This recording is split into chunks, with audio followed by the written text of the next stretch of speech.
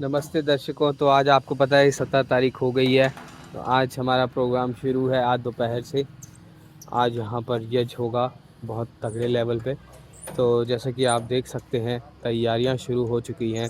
आइए आपको तैयारियों की ओर ले चलते हैं। ये पार्क में एंटर कर रहे हैं हम। ये सेक्टर 5 में कोठी नंबर 50 के पास पार्क है। आपको वहीं पहुँचना है।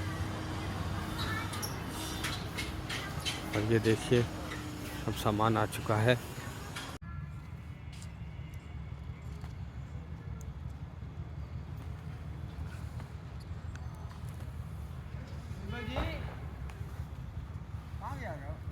हाँ मित्रों, आप देख सकते हैं प्रसाद की तैयारी हो रही है। है जो करने वाला है, जो होता है, उसके आत्मा के ऊपर जाकर के चिपक जाता है, लग जाता है। इसीलिए यज्ञ आवश्यक है, इसीलिए यज्ञ करना चाहिए।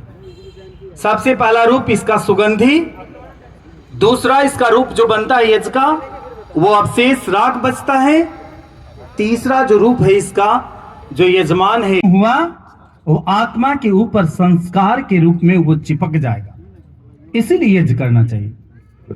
आइए चलिए, जितने लोग सारी दुनिया में नास्तिक हैं, मैं उनसे एक प्रश्न पूछना चाहता हूं कि जो हवन की मंत्रों के बिल्कुल प्रारंभ में महर्षि दयानंद ने हेडिंग लिखी है, उस हेडिंग का अर्थ क्या है?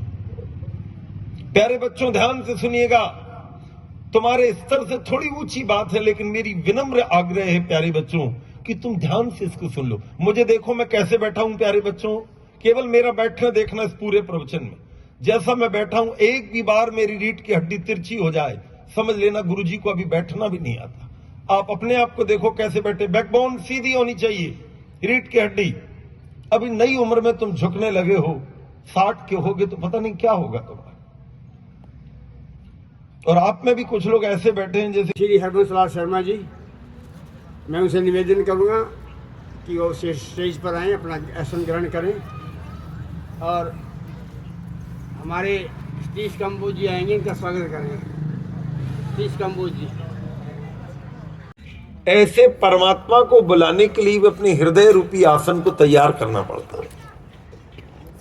अभी आपको पता लग जाए कि आपके यहाँ का विधायक अश्वमेधाधिक रचाए, यज्ञ पर उपकार को, धर्म मर्यादा चला कर लाभ दे संसार को। नित्य श्रद्धा भक्ति से यज्ञादि हम करते रहे। रोग पीड़ित विश्व के संताप सब हरते रहे। भावना मिट जाए मन से पाप अत्याचार की, कामनाएं पूर्ण होवे। आंखों को बंद कीजिए, हाथ को जोड़िए और एक छोटा सा गीत गाया। शोक सागर से तरे, अश्वमेधाधिक रचाए, यज्ञ पर उपकार को, धर्म मर्यादा चला कर लाभ दे संसार को। नित्य श्रद्धा भक्ति से यज्ञादि हम करते रहे। रोग पीड़ित विश्व के संताप सब हरते रहे। भावना मिट जाए मन से पाप अत्याचार की, कामनाएं पूर्ण होवे। यज्ञ से नर नारी की लाभकारी हो, हवन हर प्राणधारी के लिए। वायु जल सर्वत्र हो, शुभ गंध को धा।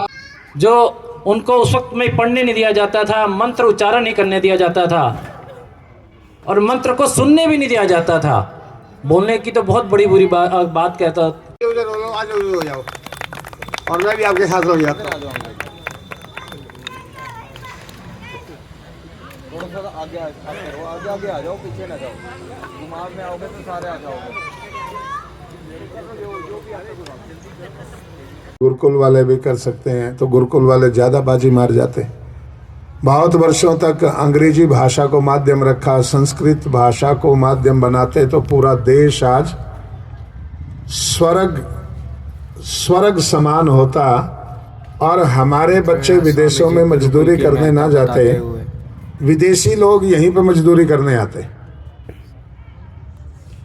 विदेश में ऐसा कुछ भी नहीं है। मैं तो हर साल 3-4 महीने जाता हूँ, प्रचार प्रसार करके आते हैं और जो कुछ भी थोड़ा बहुत आर्थिक उन्नति आपको दिखाई देती है तो वहाँ इसलिए दिखाई देती है कि एक कागज के टुकड़े के यहाँ 70-80 टुकड़े बन जाते हैं। यदि हमारा रुपया और डॉलर बराबर हो जाए तो एक आदमी विदेश में ना रहे जो भारत से गया हुआ है। वो कागज के टुकड़ों का फेर है। तो हमारी जो संस्कृति है, सनातन संस्कृति, हमारे धर्म का नाम क्या है? सत्य, सनातन, वैदिक धर्म। ये तीनों हमारे धर्म के एडजेक्टिव हैं। सत्य, सनातन और वैदिक, है ना।